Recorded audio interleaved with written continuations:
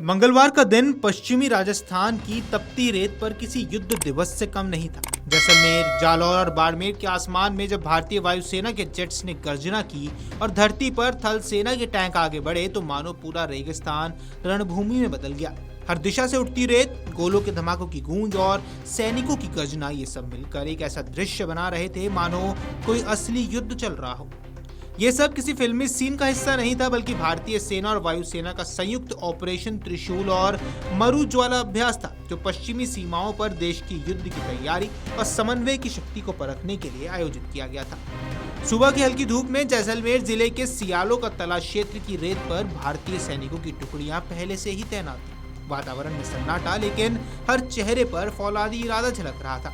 अचानक एक तेज धमाके के साथ युद्ध अभ्यास शुरू हो गया और दृश्य ऐसा जैसे दुश्मन सैनिकों ने भारत की अग्रिम चौकी पर कब्जा कर लिया हो।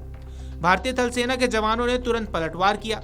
टैंकों की गर्जना और मशीन गनों की गड़गड़ाहट के बीच आसमान से वायुसेना के फाइटर जेट्स नीचे उतरे और दुश्मन ठिकानों पर सटीक वार किए। रेत के बीच उठते धुएं के गुब्बार ने मानो असली जंग का माहौल बना दिया हो। थल सेना के कमांडरों ने वॉर जोन में अद्भुत सामंजस्य दिखाया। वायुसेना की बमबारी के साथ साथ जमीनी सैनिकों ने आगे बढ़कर दुश्मन ठिकानों पर कब्जा कर लिया। कुछ ही मिनटों में दुश्मन की पूरी पंक्ति ध्वस्त कर दी गई। ये प्रदर्शन ऑपरेशन त्रिशूल के समापन का प्रतीक था। एक ऐसा ऑपरेशन जो दिखाता है कि भारतीय सेनाएं किसी भी परिस्थिति में एकजुट होकर जवाब देने की क्षमता रखती है। इसी बीच अभ्यास के दूसरे चरण यानी कि मरुज्वाला में ऐसा दृश्य देखने को मिला जिसने हर दर्शक का दिल गर्व से भर दिया। विशाल T-90 टैंकों से दागे गए गोलों ने पलक झपकते ही दुश्मनों के बंकरों को ध्वस्त कर दिया। हर धमाके के साथ आसमान में धूल और आग का गुब्बार उठता और सैनिक आगे बढ़ते जाते। 12,500 फीट की ऊंचाई से पैराट्रूपर्स का एक जत्था वायुसेना के C-295 ट्रांसपोर्ट विमान से छलांग लगाता है। सफेद पैराशूटों की कतार जैसे आसमान से उतरते योद्धाओं की सेना हो। ये थे भारतीय सेना के 7 पैराट्रूपर टीम के कमांडो, जो हवा से उतरते ही गोलियों की बौछार के बीच अपने लक्ष्य की ओर बढ़े। उन्होंने कुछ ही मिनटों में दुश्मन के ठिकानों पर कब्जा जमा कर ये साबित कर दिया कि भारतीय सैनिकों के लिए जल, थल और नभ तीनों ही रणभूमियां समान है। रेगिस्तान की उस तपती रेत पर जब कमांडो ने छलांग लगाई और धूल के गुब्बार के बीच अपनी पोजीशन ली तो ये किसी फिल्मी रोमांच से कम नहीं था, लेकिन ये हकीकत थी और ये हकीकत भारत की सैन्य शक्ति की सच्ची तस्वीर थी। जालौर जिले के चितलवाना और बाड़मेर के बाकासर क्षेत्र में भारतीय वायुसेना ने एक और रोमांचक अभ्यास किया जिसका नाम था महागजराज।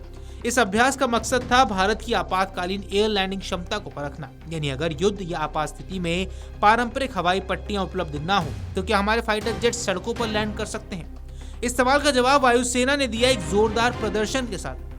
भारतमाला एक्सप्रेसवे 925A की 3 किलोमीटर लंबी एयर स्ट्रिप पर सबसे पहले C-295 एयरक्राफ्ट ने टच एंड गो ट्रायल किया। इसके बाद तुरंत आसमान में गर्जना हुई और कुछ ही क्षणों में फाइटर जेट जगुआर और सुखोई 30 धूल उड़ाते हुए हाईवे पर लैंड करते दिखे। विंग कमांडर देवेंद्र पांडे की देखरेख में हुए इस ऑपरेशन में सुरक्षा व्यवस्था इतनी कड़ी थी कि पूरे हाईवे पर ट्रैफिक पूरी तरह रोक दिया गया। चारों ओर पुलिस और प्रशासनिक अधिकारी मुस्तैद थे।